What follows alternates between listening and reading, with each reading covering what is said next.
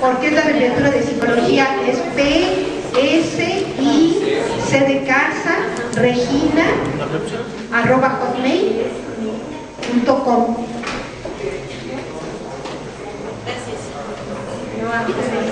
¿La hojita sí le están pasando?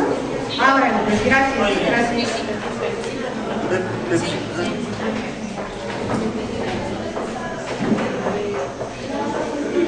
Ya, si quieren, comenzamos. Bueno, Beatriz, si quieres comenzamos o ¿cómo que hacemos? ¿Me presento? ¿Presentamos? ¿Me presento yo? Está bien.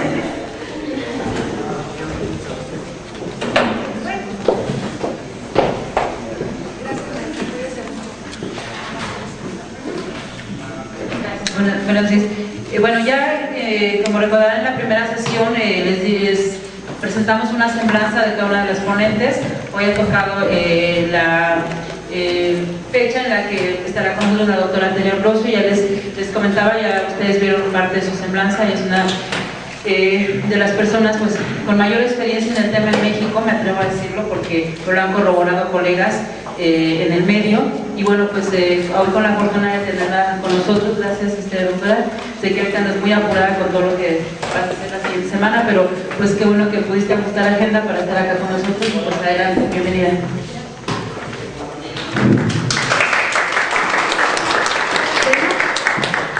Para mí es un gusto y un honor estar de nuevo. Ya he tenido la oportunidad de estar en otras ocasiones. La primera vez que vine fue por parte de PGR a trabajar con TEVIL. Trabajamos en 15 estados este tema.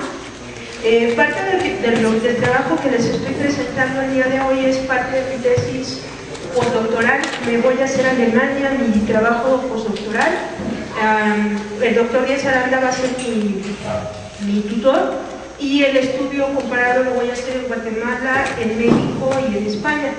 Entonces, en estos momentos también tengo la fortuna de estar cursando la carrera de psicología, y entonces también la idea de irme a Alemania es ya probablemente me voy con mi doctorado en psicología, tanto con la licenciatura como el doctorado, para poder hacer un trabajo más completo, más interdisciplinario. Y sobre todo, también por ahí tengo la oferta de hacer una estancia 6 meses en el FBI. Entonces, la idea es poder compartir parte de los trabajos que estoy realizando en México, que inicié prácticamente en el primer grupo de investigación que se llamó de victimología. Y la idea es también que, viendo todo lo que está pasando, no nada más en nuestro país, sino que nuestro país puede aportar algo más que las sentencias de la Corte Interamericana, que es muy bueno, porque han sido un paradigma. A mí sí es importante que se hable de lo bien que estamos haciendo las cosas en México, no solo lo mal, porque lo mal, ustedes saben que eso replica, pero no se dice lo que estamos haciendo bien. Y una de las cosas que estamos haciendo bien en México es criminología, victimología, y en estos momentos les adelanto algo. Miren, la próxima semana la maestra Regina y yo vamos a estar en Argentina presentando su libro. Vamos a traer, a final del curso se les va a dar un disco por parte de Cisco. No se los doy ahorita porque voy a tratar de incluir, voy a pedir el permiso legal para incluir el material del Congreso. El Congreso es el 5º Congreso Internacional y el 3º regional sobre violencia, abuso y maltrato, victimología y criminología de género, una trilogía difícil de trabajar. Entonces vamos a ir mucha gente de Iberoamérica. Entonces, ese material espero tener la oportunidad de incluírselos en este disco. Este disco es el resumen de campo algodonero a la fecha de todo lo que se ha hecho, tanto Poder Ejecutivo, Legislativo y Judicial, que han hecho en los estados, que se ha hecho en protocolos. Los protocolos vienen aquí, todos los protocolos que se requieren para campo algodonero. Cuestiones legislativas, bien, esto se les entregará de manera gratuita. Y también quiero que... ¿Podemos apagar esta luz, por favor? ¿Esta luz la podríamos apagar? Gracias. Van a ver ustedes que esto tiene varias connotaciones, aspectos desde aspectos biológicos, psicológicos y sociales. Entonces nosotros nos damos cuenta que muchas veces cuando nosotros iniciamos este tema nos centramos en una parte jurídica, en una parte social, en una parte psicológica, pero también esto también debemos de ver a nivel biológico, porque van a ver, este tema que tiene que ver con violencia de género no solamente es un problema de justicia, sino es un problema de salud pública, y no nada más en México, en toda Iberoamérica es un problema internacional. No crean que se interesaron en Alemania de gratis por los trabajos. ¿Por qué? Porque requiere trabajo forense. Lo que yo estoy formulando en estos momentos es un kit y estamos resolviendo casos con perspectiva de género. ¿Por qué? Se los adelanto. La reforma penal del 18 de junio del 2008 no tiene perspectiva de género, ¿sí? Y esto es muy importante porque la perspectiva de género se puede convertir en un instrumento forense, pero sobre todo en un instrumento de derechos humanos muy importante en temas de justicia. Esta parte de los trabajos que les presento yo, bueno, países con los que estoy trabajando ahorita, estoy trabajando con Argentina toda la cuestión psicológica, psiquiátrica, pericial, estoy trabajando con El Salvador, feminicidios por maras, estoy trabajando con Guatemala, femicidios, allá son femicidios, estoy trabajando también en Uruguay, algunas cuestiones. Entonces, ahorita estoy teniendo una movilidad, no solamente en aspectos clínicos, y también quiero tocar Chile, porque lo que no nos han dicho del modelo procesal chileno que estamos tomando es que este modelo procesal chileno, en Chile tiene muchos problemas con violencia de género, que esto no va incluido dentro del modelo procesal, ¿sí? ¿Por qué? Porque vamos a ver que tanto para el derecho penal, desde un punto de vista de dogmática penal y de procesal penal, la perspectiva de género no está considerada, ¿sí? La victimología sí, la mayor parte de los modelos victimológicos implican cuestiones relacionadas con el género, pero ¿hacia dónde vamos a ir? Voy a iniciar con esto. Tiene algunas cosas de lenguaje que no me gustan y ustedes disculparán, pero la traducción no la hice yo.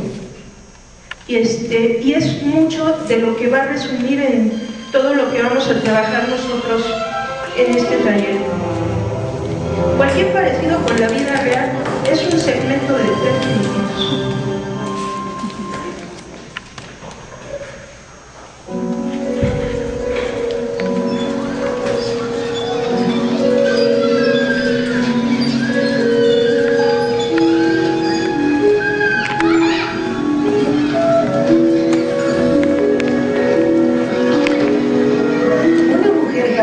Al primer chico de su vida.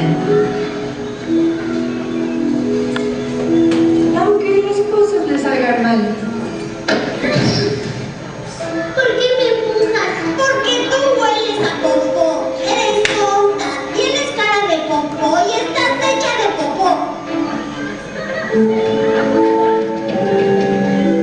Me dijo que era una tonta. Hija, ¿sabes por qué ese niño feo te empujó y te dijo esas cosas? Porque le gustas. Y ahí lo tienes, el comienzo de nuestro problema. Ese niño hace todas esas cosas porque tú le gustas, hija. ¿Saben lo que eso significa? Estamos perdidas, no, programadas, y creemos que si un chico actúa como un imbécil, significa que nos ama.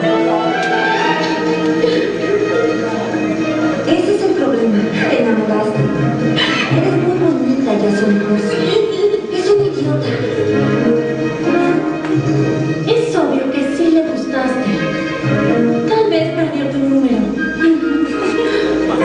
Te aseguro que no te invitará a salir porque limita tu éxito profesional. No, lo que pasa es que no quiere salir contigo porque cree que eres más madura que él y eso no te agrada mucho. Ah, Lo que sucede con él es que no quiere comprometerse. créeme, él nunca ha tenido una relación seria, nunca en su vida. Seguramente se le olvidó tu número de choza. O se lo comió la exagere con eso. ¿Por qué nos tratamos así? ¿Por qué nos decimos estas cosas entre nosotras? ¿Será porque en realidad nos asusta demasiado? Y es muy difícil aceptar y ver la triste realidad en nuestra cara. Ay, no me gustas tanto. Bueno, algunas visitas que escuché entenderemos por qué nos dio risa. ¿Por qué creen que nos dio risa? ¿O por qué creen que así como dicen, eso lo escucharon en algún lado, no fue en una conferencia, fue con alguna amiga, fue en alguna reunión, alguien consolando a alguien de algo, ¿sí o no? Ok. Y en algún momento, esto lo construimos, ya vieron desde qué edades, hasta la expresión de la niña, si se dieron cuenta de, no le suena lógico, pero la mamá se lo está diciendo, o sea, culturalmente le está transmitiendo cosas, ¿no? Aspectos que seguimos y vamos a seguir reproduciendo, porque en gran parte de todo esto nos pasa también en el ámbito jurídico, en el ámbito de la psicología, en el ámbito del trabajo social. Y esto es muy interesante, ¿por qué? Porque esto nos puede dar serias limitantes cuando nosotros estamos trabajando a nivel profesional, porque siempre nos piden en nuestras profesiones tener objetividad, no prejuiciarnos, y sobre todo para ciertas funciones que hacemos. Pensemos en todo lo que tiene que ver con el ámbito judicial. Dicen, no, es que tienen que ser imparciales y no tienen que estar a favor de nadie, ustedes tienen que analizar hechos, actos. Y fíjense, lo interesante de esto es cuando nosotros comenzamos a ver estos temas y qué construimos, tanto para hombres como para mujeres, como para personas en diversidad sexual, ¿sí? ¿Qué pasa con esto? Eso que ustedes ven ahí es una frase que ustedes van a escuchar en muchos lugares, pero no solamente la van a escuchar, la van a ver en sentencias, la van a ver en peritajes, ¿ok? Y se los voy a mostrar por qué. Simplemente, esta frase está en la sentencia del campo algodonero de la Corte Interamericana, de lo que condenaron a México por el caso de Ciudad Juárez, ¿ok? Esther Madrid es una criminóloga, socióloga de Estados Unidos que hizo un estudio muy interesante sobre el impacto de la victimización femenina en Estados Unidos. Pueden consultar el libro, la bibliografía viene atrás, se llama Las niñas buenas no les pasa nada malo, de Editorial Siglo XXI. Es un libro que les va a gustar muchísimo, pero muchísimo trae aspectos sociales, psicológicos, jurídicos muy interesantes de cómo se construye la victimización o la percepción de la victimización femenina en Estados Unidos. Entonces, continuando, nosotros que tenemos un punto de apoyo, sobre todo con esta reforma de derechos humanos, y que es este concepto que ustedes ven ahí, que ya es una interpretación que ha hecho el Poder Judicial, lo que es la dignidad humana.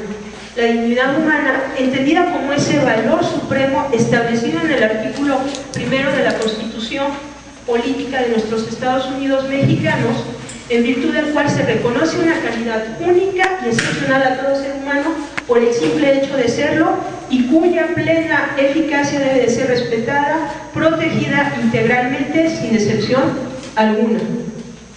Y ahora vamos a ver cómo permea esto en temas de género, en temas de derecho, pero sobre todo en temas de derecho penal combinados con el tema de género. Bueno, tenemos que observar que lo que ustedes dijeron de la estadística, que fue muy interesante, pues es una problemática muy importante que tenemos en toda América Latina. Lo dice Naciones Unidas, que no tenemos estadísticas confiables. Hace 2-3 meses pedí un dato estadístico a la Procuraduría General de Justicia del DF sobre personas adultas mayores, victimización de personas adultas mayores por género y tipo de delito, y es la hora en que lo estoy esperando. Y me puse a pensar, si esto fuera un operativo policial o de inteligencia, bueno, ya se imaginan ustedes qué pasó, ¿no?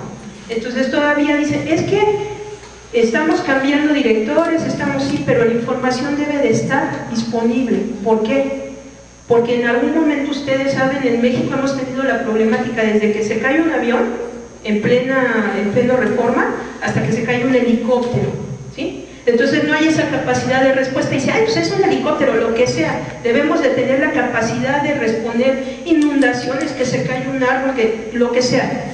¿Por qué? Porque la autoridad tiene esa obligación, porque las pérdidas, estamos hablando de vidas humanas, de integridad, de derechos de las personas. Entonces para nosotros va a ser muy importante.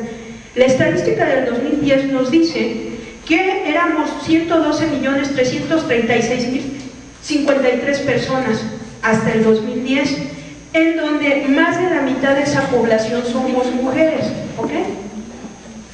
Cuando nosotros trabajamos esto en el extranjero se quedan así. Dice, ¿cuánto dicen que son? ¿No? 113 millones. Todo lo que atendemos nosotros en una delegación del Distrito Federal, en una agencia del Ministerio Público, equivale a todo lo que se atiende en un país en materia de delitos. Pues imagínense de qué estamos hablando, del volumen de atención de las personas. ¿Y a qué vamos nosotros? Miren, la estadística, después de esto, las estadísticas van a venir aquí, todo lo de INEGI hasta el 2012, lo van a tener aquí, ¿sí? Se los voy a pasar. Y también el último estudio por sector, por homicidio y por demarcación de feminicidios a nivel nacional hasta el 2009, ¿sí? Del diagnóstico, todos los diagnósticos oficiales que hay, que este diagnóstico lo hizo la Cámara de Diputados, el FEM ONU Mujeres y el Colegio de México.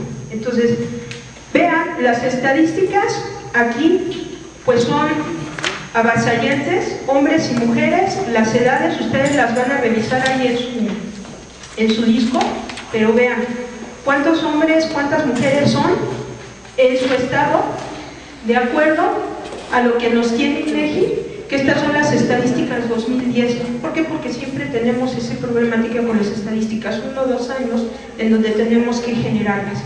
Pero fíjense lo interesante de esto. Ustedes rodean al Distrito Federal casi, ahorita ya nos comieron. Yo le estaba diciendo hoy a Regina en la mañana, dije, el Estado de México se comió al Distrito Federal, porque cuando salgo a algún estado por carretera, digo, caray, es inmenso el Estado de México, tienen muchos sectores que proteger o que atender. En el 2010, ¿qué nos reporta INEGI? Nos reporta esta parte de su estado, en cuanto a densidad poblacional, edades, género y, importante, de cómo vamos a manejar.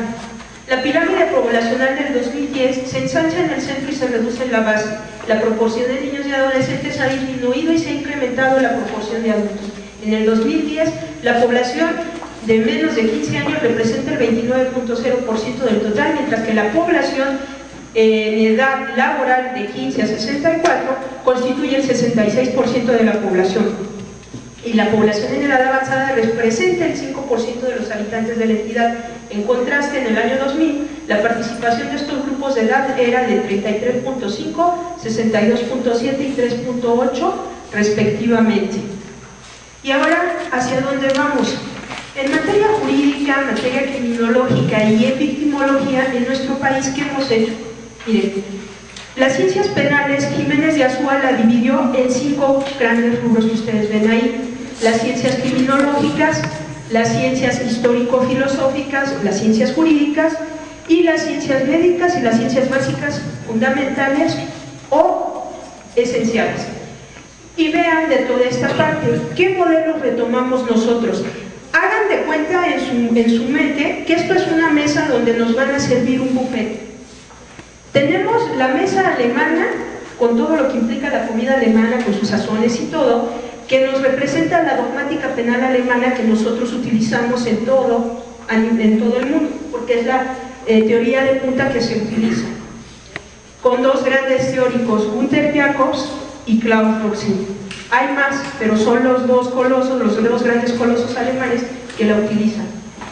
Un modelo procesal chileno, que es el modelo de la reforma del 18 de junio del 2008, que les vuelvo a decir, no están muy bien parados en cuestiones de violencia de género y mucho menos en violencia contra la mujer, ¿ok? Pero copiamos. Tenemos un modelo También, retomado de lo procesal del doctor Michel Tarufo, que es un procesalista muy importante, que retoma toda la teoría general del proceso, y lo que tiene que ver con el doctor Luigi Ferrajoli, que es una base teórica de la reforma constitucional del 18 de junio del 2008. ¿Y por qué les voy a tener que hablar de teorías y tendencias teóricas? Porque ustedes deben de saber de dónde viene esto para poder argumentar desde cualquier área, no solo para derecho. Si ustedes saben de dónde proviene esto, van a poder armar o desarmar a las autoridades. Incluso en el material que les voy a pasar la discusión de la Comisión de Puntos Constitucionales y de Justicia, que es el espíritu de la reforma del 18 de junio del 2008. Y muchos abogados y abogadas no la conocen, entonces ese va a ser un punto a favor de ustedes cuando trabajen con víctimas. Y tenemos aquí un modelo colombiano que nos habla ahora el actual presidente de prevención del delito, pero también tenemos aquí un modelo estadounidense en cuanto a la criminología y la victimología, porque es lo más avanzado a nivel práctico, y a nivel teórico tenemos a Gran Bretaña por lo que se refiere a criminología. Pero aquí me faltó también otra banderita, que es Canadá. Canadá nos está vendiendo cosas de: voy a crearles un centro de resiliencia de las víctimas. Esto Argentina ya lo venían trabajando desde hace muchísimo. ¿Y qué es la resiliencia? ¿Alguien me podría decir qué es la resiliencia? Es la capacidad de reestructurarse después de un evento traumático. Bueno, yo vi una presentación y es como una esponja. A lo mejor se puede deformar, puede absorber, pero vuelve a su estructura original después de una situación. Sí, exactamente. La resiliencia es cómo construyo o cómo interpreto y reconstruyo toda esta historia. Como, por ejemplo, Hans Christian Andersen no se convirtió en un asesino en serie, sino escribió cuentos tan hermosos como La Sirenita, El Patito Feo, ¿sí? Y no se nos convirtió en un asesino en serie. Su infancia fue atroz, su papá era alcohólico, vivió miseria, bueno, muchas cosas muy feas, vivió enamorado de una chica que jamás le hizo caso. Bueno, todo lo que sus cuentos nos relatan son personajes sacados de la vida real. Si hubieran sido para escribir novelas, bueno, de telenovelas, se hubiera hecho millonario, ¿no? Pero vean, y él fue resiliente, pero también tenemos personas que eso lo utilizan de manera negativa. ¿Y esto qué necesitamos? Redes de apoyo social. Necesitamos darle un significado distinto a lo que nos está pasando. Y esto es una parte muy importante para nosotros. ¿Por qué? Porque estamos programadas y programados para pensar de diferente manera, ¿sí? En negativo y no en positivo. Les voy a pedir un favor, que en una hoja, por los dos lados, de un lado pongan arriba la palabra víctima y del otro lado pongan la palabra criminal, ¿sí? ¿Qué voy a querer de cada lado de la hoja? De cada uno de los lados de la hoja voy a querer, cuando les viene y ustedes escuchan la palabra víctima o la palabra criminal, 5 palabras o 5 conceptos que les pueden venir a la mente. Por ejemplo, víctima, mujer; víctima, soledad, ¿sí? O sea, 5 palabras por cada uno de los lados. Necesito que me pongan su edad y su género. M para masculino y F para femenino, ¿sí? Edad y género. F o M. Sí, todos, cada uno, sí. Sí, no necesito que me pongan nombre, solamente quiero eso. Víctima, criminal, 5 palabras que les vienen a la mente con estas palabras, y su edad y su género, masculino o femenino. Por favor.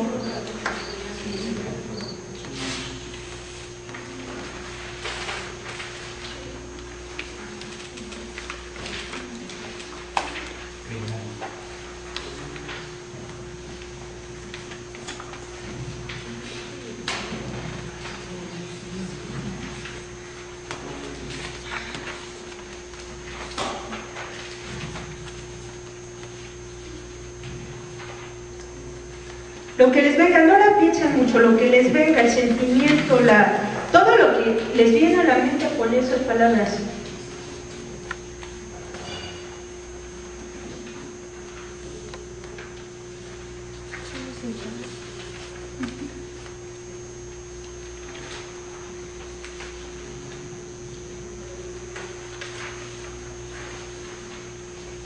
Y le pido a alguien, la licenciada Saraí, puede recoger ahorita a finales de las mesas todo ese ejercicio y regresando de la comida les voy a dar un diagnóstico, ¿ok? ¿Sí? Pues me gusta mucho la estadística, juego mucho con los números y ahorita toda la carrera de psicología es pura estadística, la mitad de la carrera. Entonces ya como criminóloga me gusta, pero ahora me gusta más. Entonces voy a hacer este pequeño ejercicio con ustedes. Y mientras siguen escribiendo les sigo platicando un poco. Lo interesante de lo que estamos haciendo el día de hoy es que no solamente se están capacitando. Lo voy a decir sin temor a equivocarme. Creo que con lo que estamos haciendo el día de hoy en este lugar, estamos cambiando un país y esto tiene una razón de ser muy importante de su estado. Ustedes son el punto de referencia, les adelanto un dato, fueron el primer estado y fuimos gracias a ustedes. ¿Hay una ranita o es un teléfono? O es el primer, ustedes nos dieron la razón de ser del primer país en el mundo en tener la primera ley de víctimas, cosa que les estoy muy agradecida por el país. El modelo penitenciario que permeó a nivel nacional han sido pioneras y pioneros en muchas cosas y creo que por eso esto que estamos haciendo el día de hoy es cambiar un país y van a ver por qué. ¿Sí? Víctima, por un lado, victimario, edad y género, ya sea F femenino, M masculino. ¿Sí? Nada más. No se preocupen por la edad, no voy a identificar quiénes son, no se preocupen. Me decía alguien, es que es de mal gusto preguntarle la edad a las mujeres, le dije a cualquier persona. Dice, y el peso igual, o sea, cualquiera de esas cosas que se pregunte es mala, es negativa. Entonces, en algún momento vamos a ver. Fíjense, ¿qué nos viene en estas materias? Ese cuadrito tan inocente y tan indefenso que ustedes ven ahí puede servirles a nivel laboral, pero también les puede servir a nivel académico, ¿sí? Ese cuadrito de la página 10. Con ese cuadro construyo programas nacionales, licitaciones federales o estatales, o construyo o destruyo leyes, o construyo o destruyo tesis doctorales. Con ese cuadrito que ustedes ven ahí de la página 10. Es un cuadro que lo saqué del libro de criminología y de victimología del doctor Luis Rodríguez Manzanera. Yo lo hice, ese cuadro, a partir de la lectura de estos dos libros. Son los niveles de interpretación metodológicos, porque recuerden que siempre nos piden en cualquier trabajo que hagamos aplicar metodología de investigación y que tenga un rigor científico, ya sea desde el área jurídica, desde el área de psicología, desde el área de derecho, todo lo que hacemos para que tenga un valor adecuado en cualquier nivel al cual nos vamos a dirigir. Entonces, ¿qué nos dicen los niveles de interpretación en criminología, en derecho penal o en victimología? Cuando yo hablo de lo conductual, saber si estoy hablando de un crimen en el área de criminología, si estoy hablando en el derecho penal de un delito, o si estoy hablando en lo conductual de lo que es la victimización, fenómeno por el cual una persona se convierte en víctima. ¿Qué utilidad tiene esto? Bueno, tiene una utilidad en la parte del proceso. Y esto es una cuestión muy importante, porque mucha gente se pregunta, ¿por qué el delito de feminicidio? ¿Por qué tengo ahora que crear al delito de homicidio un delito de feminicidio? Y esta tiene una explicación más positiva que negativa. De entrada tiene que ver con cumplir cuestiones internacionales y de derechos humanos, que no solamente tiene que ver con la Corte Interamericana de Derechos Humanos en cuanto a las sentencias, sino tiene que ver también con todas las convenciones que hemos adoptado, porque, ojo, fíjense, un tribunal, en una reunión decía de los tribunales, nosotros ya aplicamos hace un año todo el control de convencionalidad, siendo que la reforma es del 2011, en materia de derechos humanos, si aplicamos todo el control de convencionalidad. ¿Qué quiere decir este control de convencionalidad? Jurídicamente, que yo aplico todos los estándares de derechos humanos que están en los tratados en la normatividad local. O sea, es más complicado que eso, pero palabras más, palabras menos es eso, que voy a hacer eficaz lo que dice el Tratado Internacional sobre mi normatividad local. Y les dije, a ver, casi me sacan, ¿verdad? Digo, nada más con 3 tratados les demuestro que no. Convención sobre los derechos del niño, la Convención Belén do Pará y la Convención CEDAW, que tiene que ver con discriminación y violencia contra las mujeres. Se han elevado los homicidios y feminicidios en niñas y niños, se han elevado los feminicidios y los homicidios. Y con eso les puedo demostrar, con esos 3 tratados, que no hemos aplicado ese control de convencionalidad. Hemos firmado alrededor de 1.200 tratados internacionales, de los cuales la Suprema Corte ha determinado que 173 son en materia de derechos humanos. 173, y no cumplimos 3, pues no, ¿verdad? ¿Y cuántos años llevamos? Más de 20 años. La Convención sobre los Derechos del Niño, Belén do Pará, se da otros años más. Y les doy otro dato: reforma constitucional de víctimas, que ahorita tenemos la ley de víctimas, que está muy reciente, de mayo, con la problemática de la ley de víctimas, que dice nuestro presidente, ¿saben qué? Que se apruebe como tal, sí, nada más, pero corrigen en la ortografía. Víctima va con acento. Ay, es que a veces el Word no me lo saca. Pues sí, pero va al diario oficial, no es cualquiera. En una tesis, pues, lo tengo que componer. O, ¿por qué en la ley a alguien se le ocurre poner en una ley federal de esa trascendencia que las víctimas tengan utensilios de cocina? Yo todavía sigo preguntando a las diferentes profesiones, ¿y por qué y para qué los utensilios de cocina para las víctimas? Y me decían, bien, sí, es que cuando salen de su casa, miren, en la experiencia, cuando salen de su casa salen con lo que tienen, y hasta en toalla me ha tocado ir por víctimas. ¿Por qué? Porque están por privarlas de la vida, salen como pueden. Digo, ¿usted cree que le van a interesar los sartenes, los cuchillos, las cucharas? Y es que si se va a un refugio, en el refugio hay cosas, ¿sí? Entonces, sí nos damos cuenta de eso, y no me han podido explicar para qué los utensilios de cocina, porque además no vamos de camping con las víctimas. Yo quiero ver qué víctima trae todos sus utensilios de cocina como de camping para... En la práctica ustedes saben que no es así. Doctora, más que nada, a lo mejor el legislador se está guiando solamente por los estereotipos. Así es una parte.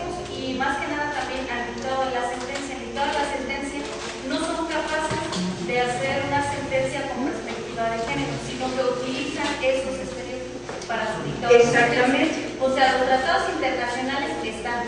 Ya ahorita vimos un gran paso con la reforma de la Constitución, pero falta quitarnos esos estereotipos, falta más que nada irnos modernizando, ir avanzando. Tener la perspectiva de género, y eso es parte. ¿Por qué? Porque exactamente lo que dice la compañera, a esto voy con ustedes a generar esta discusión. ¿Por qué? Porque pensaron en las mujeres, porque yo quiero ver exactamente. ¿Ustedes creen que pensaron en eso de los utensilios de cocina para los hombres? ¿No? Entonces, en algún momento, algunos alumnos ahorita en el posgrado, estoy dando penitenciario aquí en la Facultad de Derecho, en la especialización, me dicen, vamos a crear, porque hablamos de mujeres en reclusión, el delito de homicidio. Dije, caray, ¿por qué? Dice, porque ya hay feminicidio, doctor. Entonces los hombres también nos debemos de proteger. Dije, es que eso tiene una razón que se llama acción afirmativa en materia de derechos humanos, ¿sí? Y además va acompañada con una política criminológica, y las acciones afirmativas, según todas las leyes generales de igualdad entre mujeres y hombres a nivel federal y estatal, pues nos dicen que son medidas de carácter temporal, que las ubicamos dentro de los derechos humanos y que nos permiten quitar estas desigualdades si son de carácter temporal. Y dice, ¿cómo cuánto tiempo? Le dije, pues yo creo que todavía nuestras nietas a lo mejor sí lo ven. Dice, ¿tanto tiempo? Le dije, sí. De los tiempos de mi abuelito ahorita ya cambiaron muchas cosas, pero todavía nos falta cambiar mucho esta base ideológica, lo que acabamos de ver al principio, de cómo nos construyen socialmente. Y a nivel personal, hablamos en la criminología del criminal, en el derecho penal del delincuente, en la victimología de la víctima, y aquí nos vamos a la persona en concreto, al ser humano, ¿sí? ¿Qué está pasando en esa vida? ¿Qué pasa con esa persona? ¿Cómo se altera? ¿Cómo es su estrés postraumático? ¿Cómo cambia su vida? ¿Sus redes sociales? ¿Cómo está la contención? ¿Cómo se daña su proyecto de vida con la victimización y con la violencia de género? Y esto va a tener una utilidad en la ejecución de sanciones y a nivel clínico individual, no solamente para los dictámenes periciales, sino para todo lo que tiene que ver con su atención, ¿sí? Biopsicosocial. Y un último, sí. Doctora, ¿qué ejecución de sanciones? Usted comentaba hace un momento algo muy importante sobre las medidas de protección, pero observemos que las medidas de protección solamente son para la violencia familiar, más no están para la modalidad de lo que es la comunitaria, la laboral y la institucional. Entonces, ¿dónde quedan esas medidas de protección? Exactamente, le voy a decir algo. Y bueno, les voy a dar el diagnóstico del Distrito Federal. ¿Qué nos pasa con esto en específico?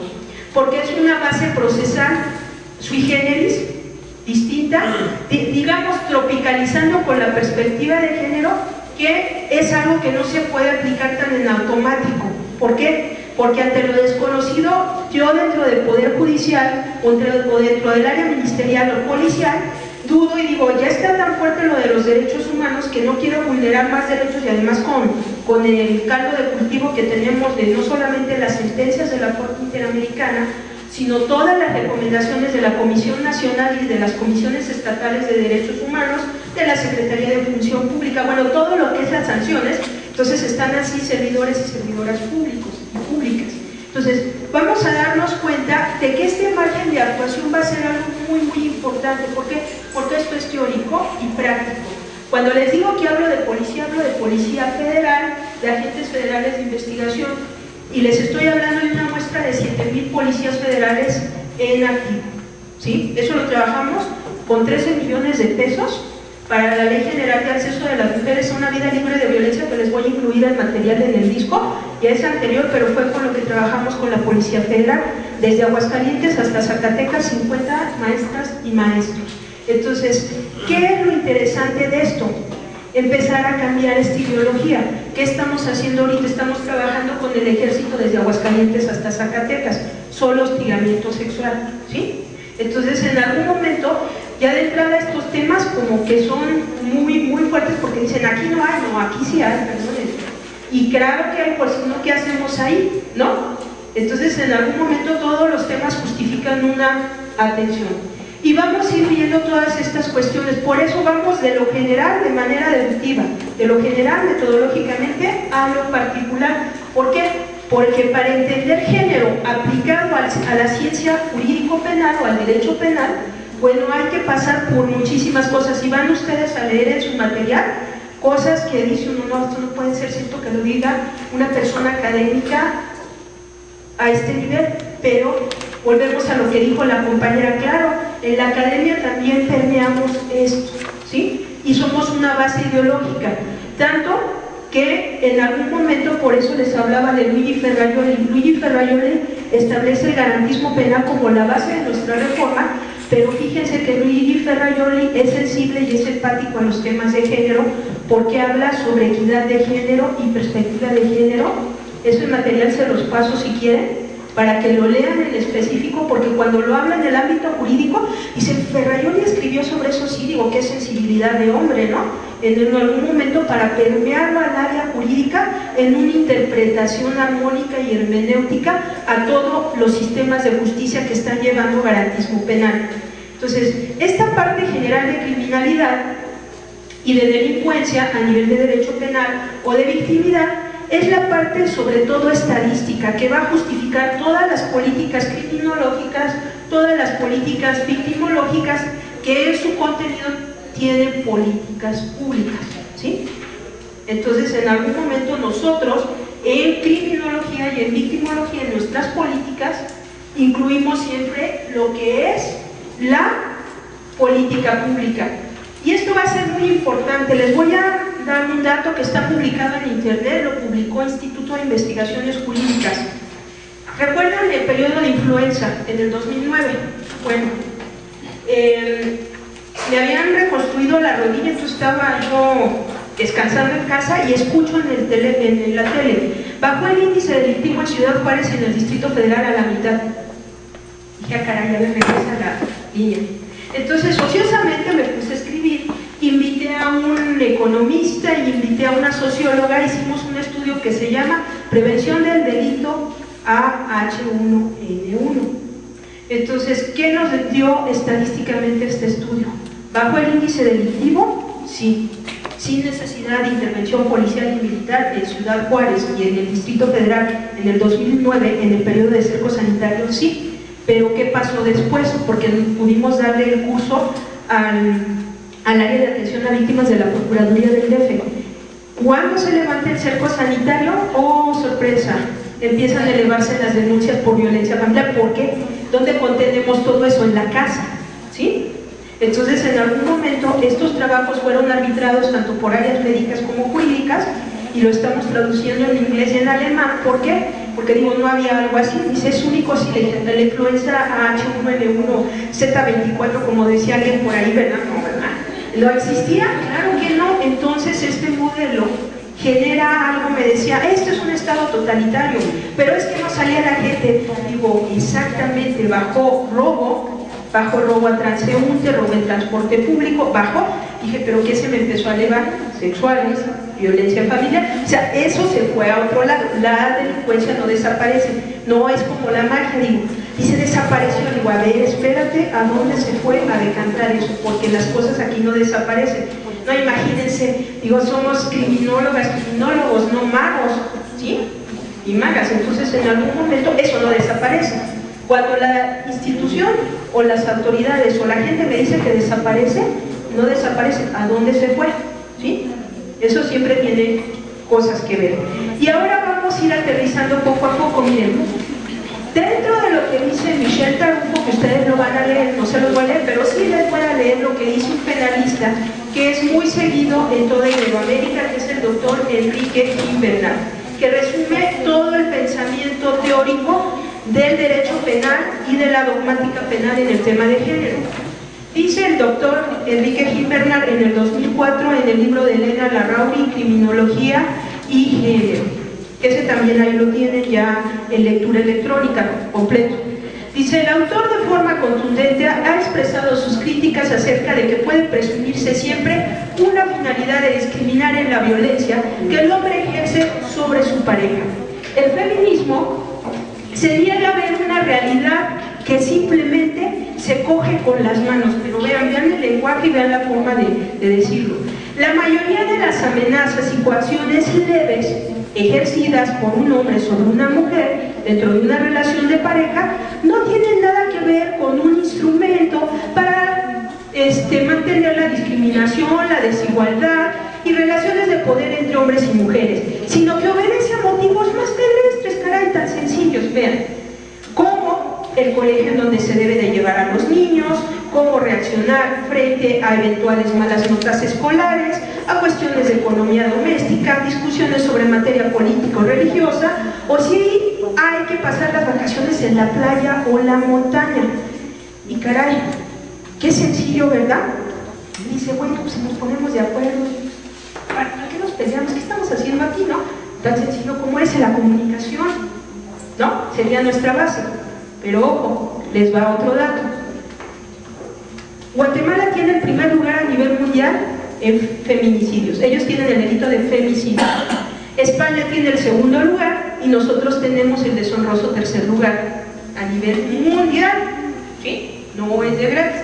Entonces, cuando me explico de dónde tiene toda nuestra base ideológica, desde nuestra cultura, desde que nos conquistaron hasta la base teórica, dogmática, pues digo, ah, caray.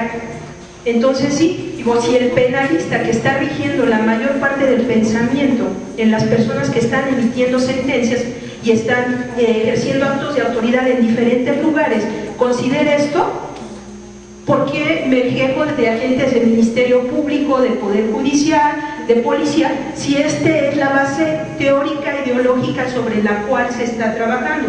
¿Sí? Y lo que mencionaba la compañera, tenemos un ámbito en un modelo ecológico de violencia basada en un nivel individual, pero también esto trae aparejado al nivel familiar, el nivel comunitario y el nivel social. Esto es estructural, por eso es que no es tan fácil como cuando me dicen cuando las mujeres privan de la vida a los hombres, porque esto también lo hemos trabajado en entrevistas con mujeres en reclusión. En un estudio que pude hacer en un estado, fueron 10 años de investigación sobre feminicidios, lo hicimos de campo con todo un equipo forense, Durante 2 años, cuando ese estado estaba tomado por el ejército, la Policía Federal y el narcotráfico, bueno, ahorita sigue igual, pues entonces les puedo decir que todas estas proyecciones las vimos. Sacamos una muestra de 200 casos y todo lo que dice aquí, desde la discusión del color de la mochila, si quieren, del niño o la niña, y en qué derivó en privar de la vida a la mujer, diríamos, pero si el maestro dice que es tan fácil resolverlo, habrá que ponerse de acuerdo. ¿Y qué me dicen las personas que están en la licenciatura de Ciencias de la Comunicación? Es que nuestro gran problema es la forma en que nos comunicamos y cómo nos comunicamos nosotros como país, con violencia. Vean esto, programas que tienen mayor rating a la hora de la comida, y por eso no usa mal lenguaje Laura, bueno, Laura, y en la noche cenamos con Sánchez Azuara, y decían, es que no puedes ocultar eso, es lo que consume. ¿Cuántas horas creen que consumimos de televisión a nivel nacional, según la encuesta del INPE, el Instituto de Investigaciones Jurídicas de la UNAM, las 2 encuestas que ya hay recientes del 2012? 2.3 horas diarias, toda la población de televisión. ¿Y qué vemos? Pues ya los programas de mayor rating. Ya saben, yo los he tenido que ver porque en algún momento, en algún momento digo, y si soy abogada, digo, oh caray, bueno, eso me preocupa, ¿sí? Porque el derecho es uno de los instrumentos de mayor trascendencia para establecer la paz dentro de una comunidad, dentro de todo lo que hay. Hay otras alternativas que sí las hay, sí, pero el derecho es algo más, no solamente para la cuestión de justicia, es para una convivencia armónica y también es para formar personas felices. Y decían, ay, qué larga, pura filosofía del derecho. Digo, pues sí, a veces en el posgrado nos dan eso, pero es una parte muy bonita, y cuando se vive el derecho de la manera como debe de vivirse, es otra cosa, ¿sí? Sobre todo en las personas. La criminología.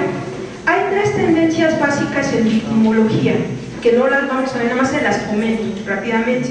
Considerar a la victimología como parte de la criminología, eso fue desde tiempos del Lombroso, 1870 y tantos, 76, hasta posteriormente considerarla como una materia independiente o considerarla como no existente porque ya la contempla el derecho penal, ¿sí? La criminología, esa definición que ustedes ven ahí, pues es la más clásica que se utiliza todavía como una ciencia causal, sintética, explicativa, natural y cultural de conductas antisociales. ¿Por qué es sintética? Porque lleva la biología, la psicología, la biología, la penología y a la victimología. ¿Por qué es causal? Porque nosotros vemos en criminología causas, factores móviles y móviles causales, factores causales. Fíjense lo interesante, a mí como criminólogo, victimóloga me dice, ¿cuál fue el móvil, licenciada, del feminicidio? ¿Cuál creen ustedes que es el móvil del feminicidio? La lucha de poder, mantener el poder. El control.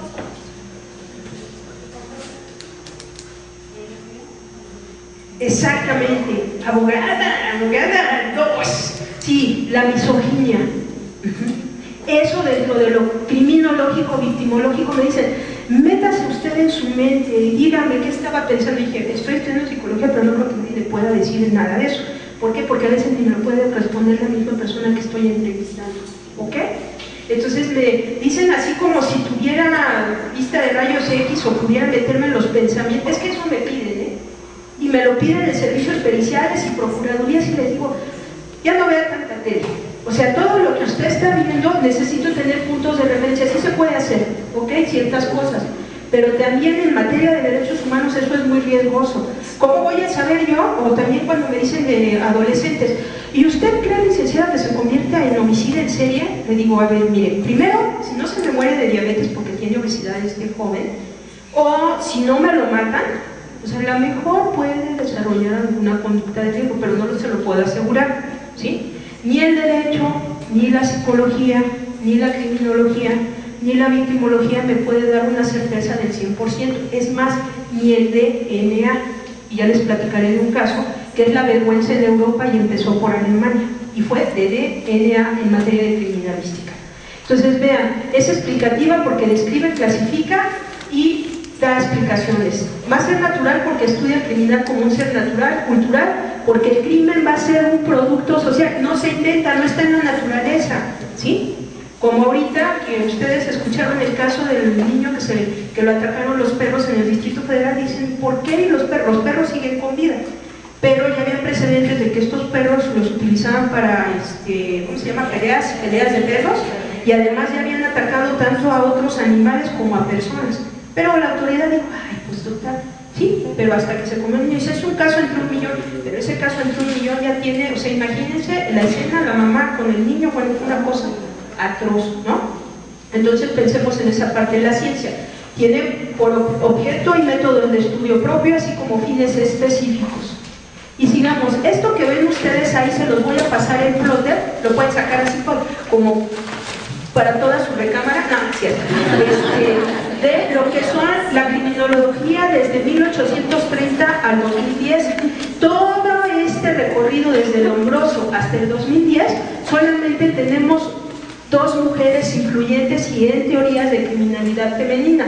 Lo demás es interpretado por criminólogos y dicen, bueno, no tiene nada que ver que sean hombres y mujeres, eso no tiene nada que ver, lo que tiene que ver es la perspectiva que tenga para hacer estos análisis. Eso sí es importante, porque es cómo lo construyo, ¿ok?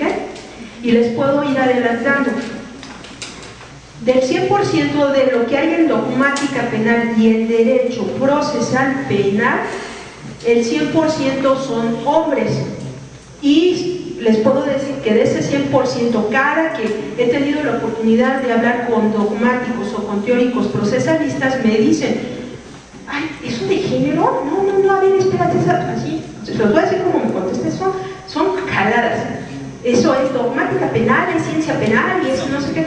Le digo, sí, pero ahora yo te quiero demostrar que con esas jaladas resuelvo casos forenses sin violar derechos humanos y a sentencias firmes. Y van a ver la importancia de estos temas, sobre todo, ¿por qué? Porque aquí lo delicado, el punto sensible para nosotros van a ser los derechos humanos. Con eso tenemos mucho problema. Las 5 o 6 sentencias que tenemos en contra no son de gratis y van a crecer. Vean cómo va la corte. Vean esto que nos hizo Lombroso en 1873. Estas son las mujeres delincuentes y estos son los hombres delincuentes. No, pues decimos, híjole, caray, si es por foto salimos perdiendo muchas personas, ¿no? Entonces, no, es que en serio, ahorita que vi dónde es el país de las mujeres más bellas del mundo, no, sí, compañeros, pero no, es y lo leí ayer exactamente, que son rubias, altas, delgadas e inteligentes. Así las pintaron. Entonces dije, a ver, en Ucrania. Y cuando veo el tema de trata de personas en los table dance, ¿de dónde viene usted? De Ucrania. Ah, yes. Sí, pues sí, porque son las mujeres de dónde se van a surgir, ¿no? Y ahora hay que ver también el tipo de clientela, de dónde queremos. Porque fíjense, si yo no aplico esta perspectiva de género, todo esto cultural, cuando habla nuestra secretaria de Turismo, de decir, ¿saben qué? Vamos a abrir las fronteras a todo Oriente. Ok, está bien, vamos a exportar todo lo que ustedes quieran porque podemos exportar muchas cosas, pero ¿qué creen también que vamos a tener para exportar en México? Si no tenemos cuidado. Exactamente, el tema de trata de personas, ese es un tema delicado. ¿Por qué? Porque además les gustan en ciertas regiones con ciertas características, ¿ok? Entonces, aguas con esas cosas porque a la par de las políticas públicas, económicas y sociales deben ir acompañadas con una perspectiva criminológica, ¿sí? Y en algún momento cuando pensamos así, me dicen, no, es que tú ya estás traumada por la violencia y el género, ya tú estás viendo cosas y moros con tranchetes, ¿no? Hice un diagnóstico, ahorita se está ofertando algo que es el Código Agroalimentario a nivel federal, y hice una proyección criminológica y victimológica que me dijeron los de la Zagarpa. Ay, dijeron, oye, pues ¿por qué le escribiste?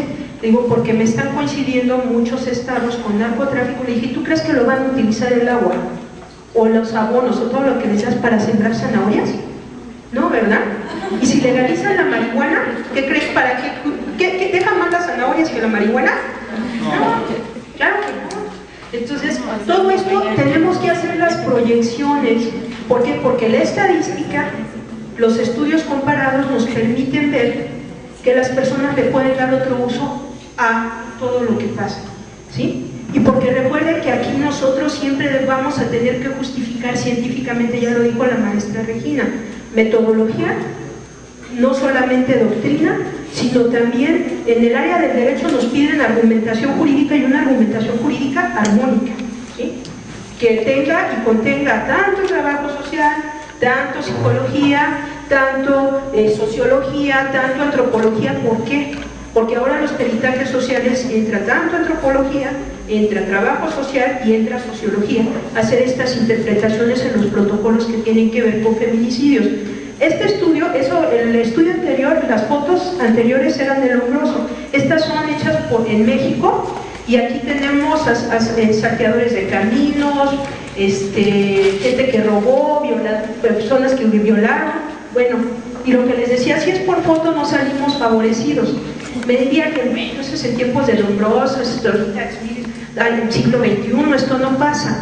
Y fíjense, les voy a decir algo, y también es la última interpretación de la Corte de mayo de este año.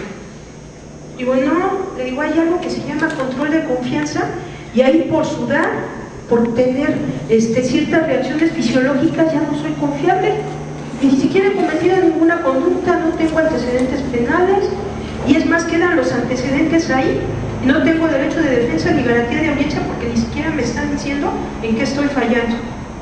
¿Sí? ¿Y si nos damos cuenta? Entonces tenemos estas bases, y ahora también vamos a ir viendo cómo se construye esto, porque en derecho penal se habla un derecho penal de acto, no un derecho penal de autor, y cuando trabajamos materia de género tenemos que irnos al derecho penal de autor, así lo consideran muchos teóricos, por eso es que tienen tanta reticencia a estos temas. La criminología, bueno, ¿qué nos dice Lombroso con Ferrero en 1876? Fíjense, conste que es en 1876 y luego vamos a leer cosas del siglo XXI. Lombroso y Ferrero escriben La dona delincuente. ¿Qué nos dicen de las mujeres que delinquen? Las mujeres que delinquen son natas, epilépticas, locas morales y alienadas, pasionales y ocasionales. Lo relevante en esta teoría de Lombroso y Ferrero es la teoría de la prostitución como equivalente del crimen. Una segunda salida sin riesgos y mayores ganancias, encontrando mayor atavismo, deformaciones, aspectos morbosos en las ladronas. Lo que lleva a prostituirse a las mujeres son la frigidez, el atavismo, y se suman la ociosidad, la poca inclinación al trabajo y la codicia. Digo, a lo mejor eso lo escucho en algún lugar así de alguien que esté muy dolido hablando de estas cosas, ¿no? Pero de un discurso científico, sí se dan cuenta porque es un discurso científico que permea teóricamente, ¿ok? Y cómo se construye toda una ciencia, por eso les enseñé la base teórica desde 1871, hemos recorrido todo esto.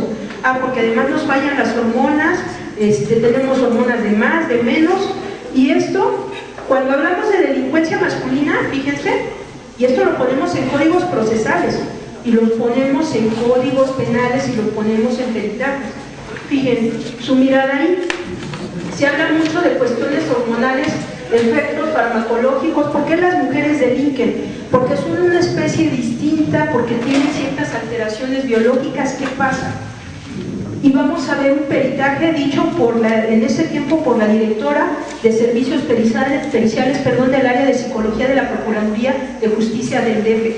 A lo mejor en una charla de café pues hasta sonreímos un poco y decimos, caray, eso suena extraño, pero en un peritaje que me lo ponga, porque eso lo va a leer un juez, una jueza con cierto prejuicio, sin perspectiva de género, va a decir, híjole, entonces ¿qué va a pasar? ¿Por qué? Porque recuerden que esto no solamente permea el área penal.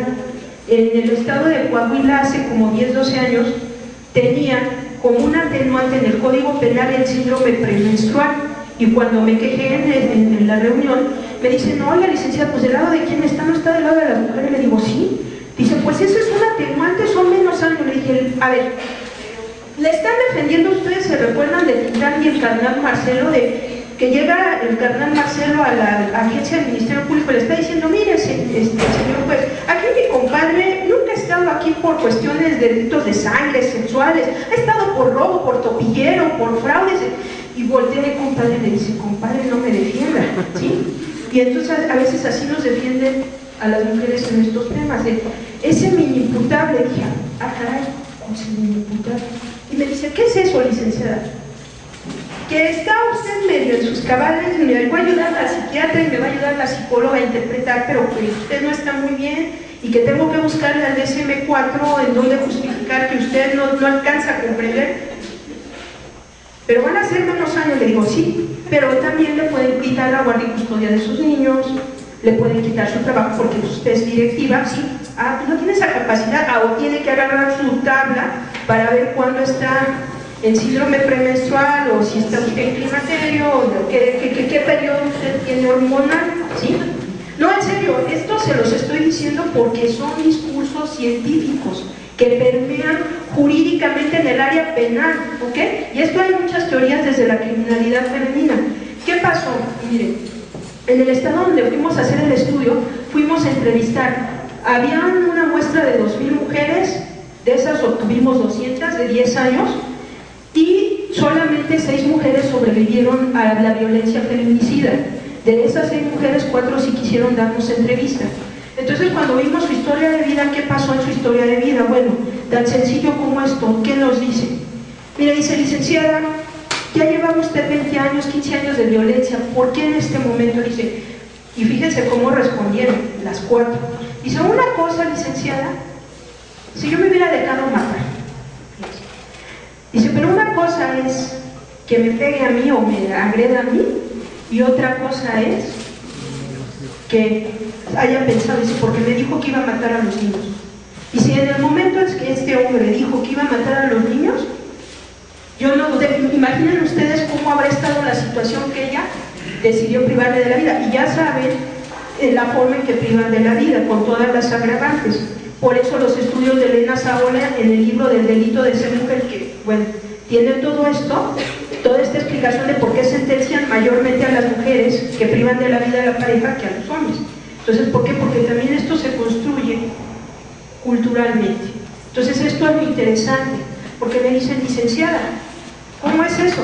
Estos casos son indefendibles, fíjense que no. En Estados Unidos, en el área de psicología hay alguien que se llama Leonor Walker, que es una persona que hizo el síndrome de mujer maltratada y el ciclo de violencia, que es una teoría. Cuando tomamos el taller en Argentina con ella, nos decía que ella hace defensa de mujeres bajo el rubro de género. ¿Por qué? Porque ha logrado que mujeres salgan de prisión con esta argumentación de género. ¿Por qué? No había de otra, ¿sí? Y porque se están dando prácticas muy fuertes contra las mujeres, no solamente de violencia feminicida.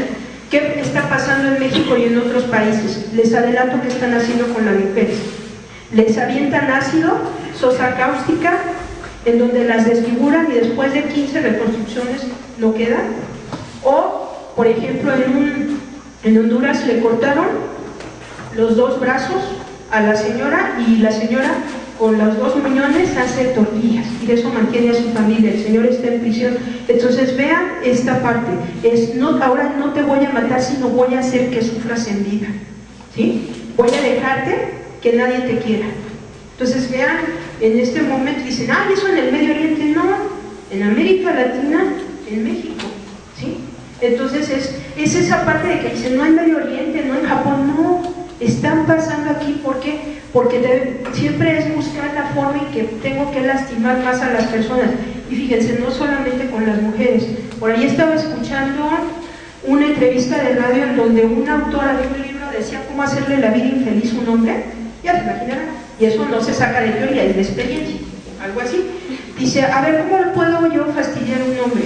Dice, recórrale el cinturón del pantalón y cuando se lo ponga, pues sí, obviamente va a apretar y va a decir, y lo primero que va a decir, oye, me aprieta el pantalón, ya subiste de peso, tienes que ponerte a dieta, aun cuando no sé, sí, ¿cómo fastidiar?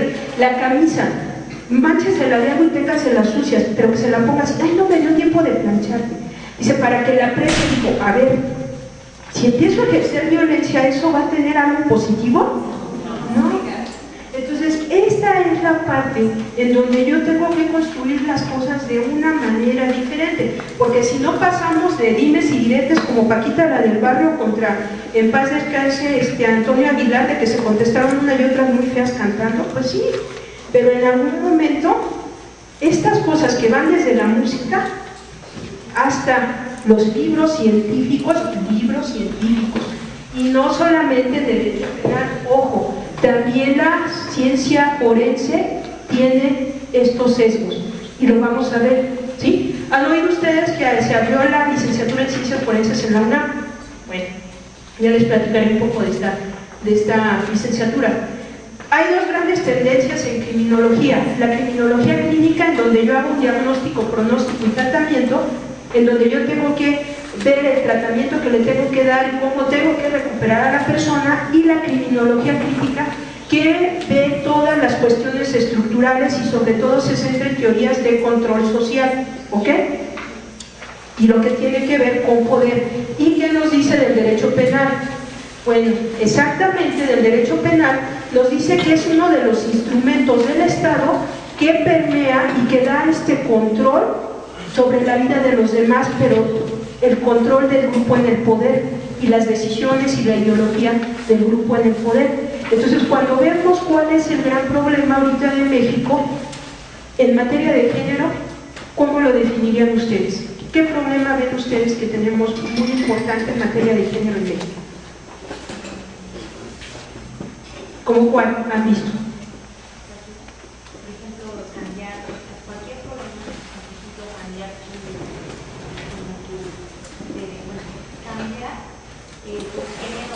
Ajá. ¿Sí? El género que se les asigna nacer y el que queremos nosotros optar, ¿sí? Los matrimonios entre personas del mismo sexo, que todos los derechos que de ahí derivan en materia familiar, pero otra cosa también, materia de interrupción voluntaria de embarazo, aborto. Tenemos más gente cumpliendo penas, tanto hombres como mujeres, por aborto, que por feminicidios a nivel nacional. Y decíamos, qué eficaces son, ¿no? Para imponer derechos reproductivos, pero qué poca eficacia tienen. No digo, a ese es con toda la compañera, no fue el mal plan, para hacer cumplir la ley, ¿sí?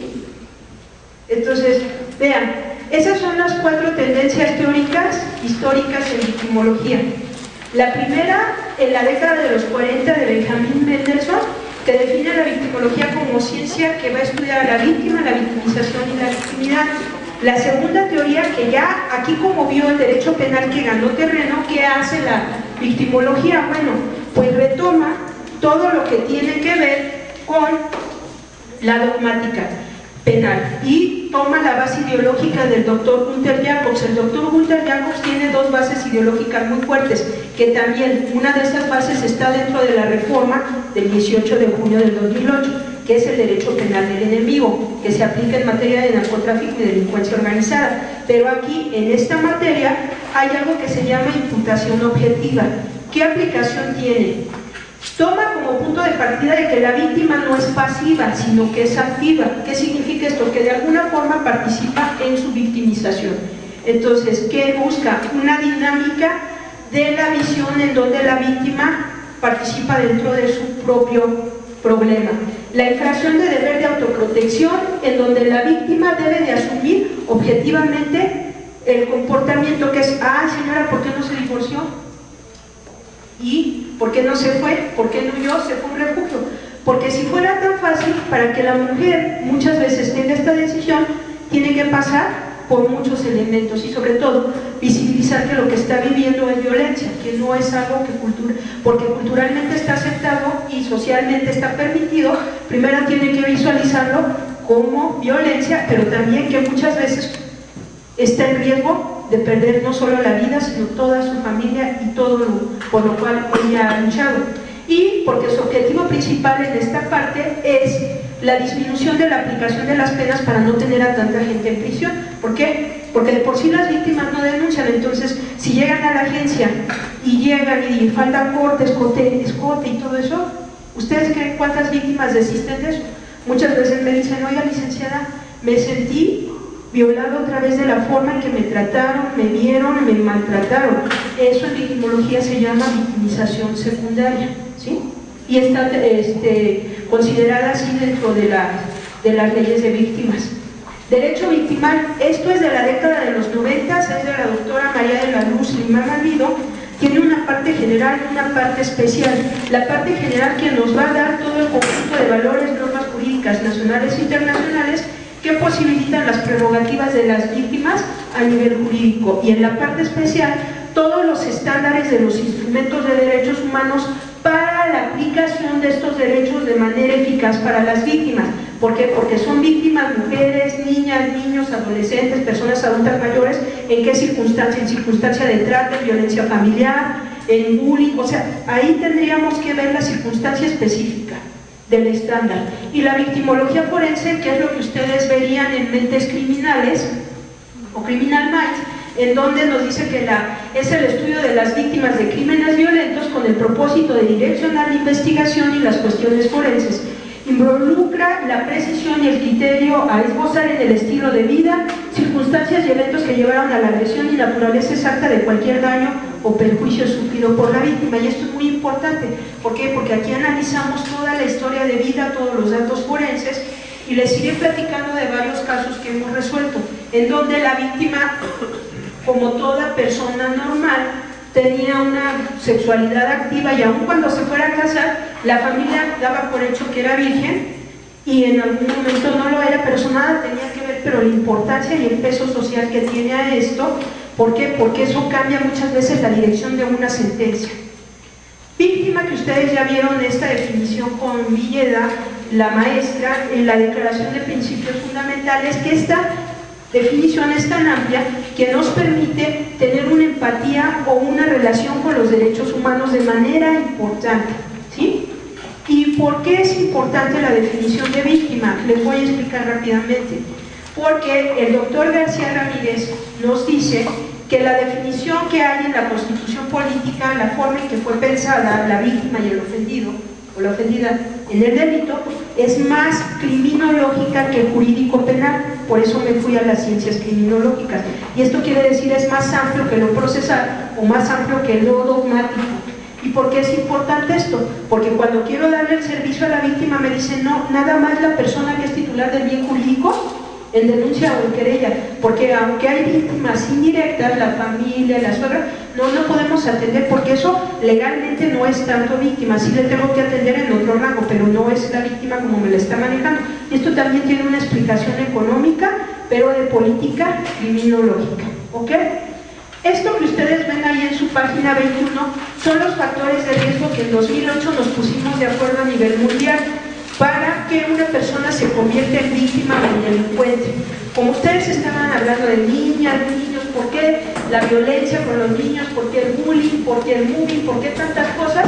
Bueno, estos factores son más psicosociales, en un ámbito familiar, en un ámbito individual, en un ámbito escolar o comunitario. Alguno de estos factores puede tener más peso que otros, ¿sí? ¿Se dan cuenta que no hay factores biológicos? Ni de personalidad específico, pero fíjense que sí se toman en cuenta. En unos trabajos de criminología del año 2010 del 2011, se presentó un trabajo de feminicidas en donde tenían problemas endocrinológicos, y dicen, es que mató a la mujer porque era diabético y se puso loco y mató a la mujer, entonces es inimputable. Y dice uno, caray. Y me puse a revisar toda la base histórica de la criminología, y ya habíamos tenido ese tipo de estudios. Imagínense, o esto que también esto lo hacen las neurociencias, tiene dañado el lóbulo frontal, tiene un daño, el lóbulo frontal tiene ¿cómo se llama? Un tumor que le obnubila la mente y entonces me lo hacen imputable.